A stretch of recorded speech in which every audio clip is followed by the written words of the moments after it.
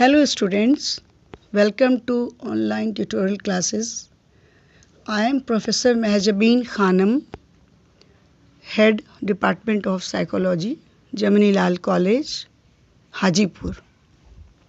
Today I will introduce you psychopathology, which comes in the syllabus of TDC Part 1 Honours.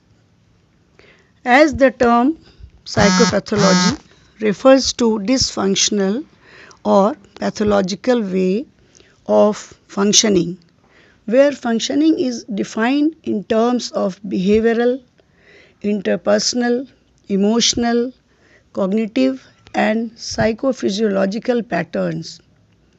Whether a particular way of functioning is unusual or aberrant can be judged by a number of criteria.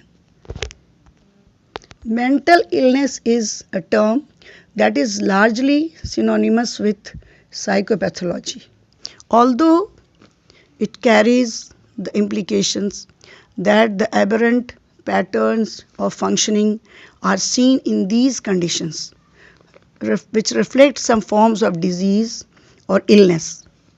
The medical model reflected in the illness term is rejected by some psychopathologists as an inappropriate model for either all or some forms of psychopathology. Now, another term which is considered synonymous with psychopathology is abnormal behavior. This term is equally descriptive as psychopathology, but is more focused on the behavioral component of the dysfunction. A term that is sometimes confused with psychopathology is insanity.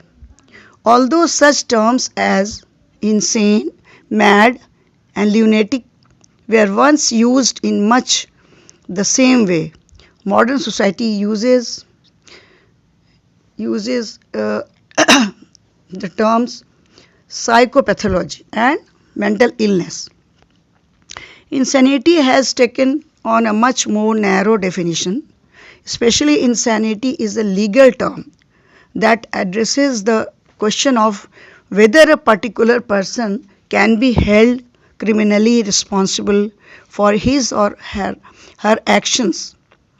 Several different tests of insanity exist, but in every case, the decision as to whether a person is legally insane is made by a judge or jury and is made with respect to the crime they are alleged to have committed.